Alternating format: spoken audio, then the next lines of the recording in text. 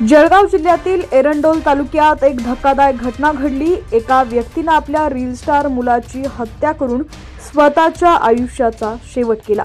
मुलाकडून होणाऱ्या छळाला कंटाळून त्यांनी हे टोकाचं पाऊल उचलल्याची माहिती समोर आली आहे। माजी सैनिक असलेले विठ्ठल पाटील यांचा गुरुवारी गळफास घेतलेल्या अवस्थेत मृतदेह आढळला होता। यावेळी पोलिसांना मैताच्या खिशात सुसाईड नोट सापडली होती। याच सुसाईड नोटमधून बाप लेकाच्या मृत्यूचा खुलासा झालाय। विठ्ठल पाटील यांनी सुसाईड नोटमध्ये मुलाची हत्या केल्याची कबुली दिली आहे। शिवाय मुलाचा मृतदेह कुठे आहे याची माहिती त्यांनी चिठ्ठीत लिहून ठेवली।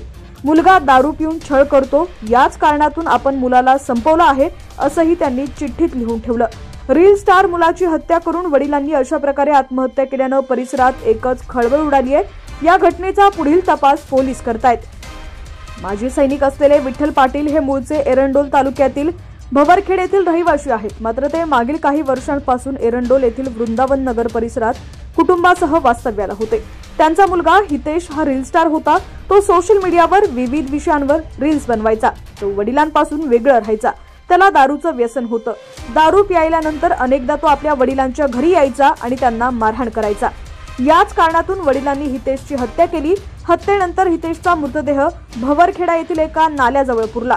याची माहिती सुसाईड नोटमध्ये लिहिली होती। पोलिसांनी गुरुवारी संध्याकाळी जाऊन तपास केला असता हितेशचा मृतदेह आढळलाय।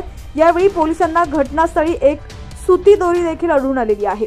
याच दोरीनं विठ्ठल यांनी आपल्या मुलाचा गळा आवळला असावा असा संशय पोलिसांना आहे।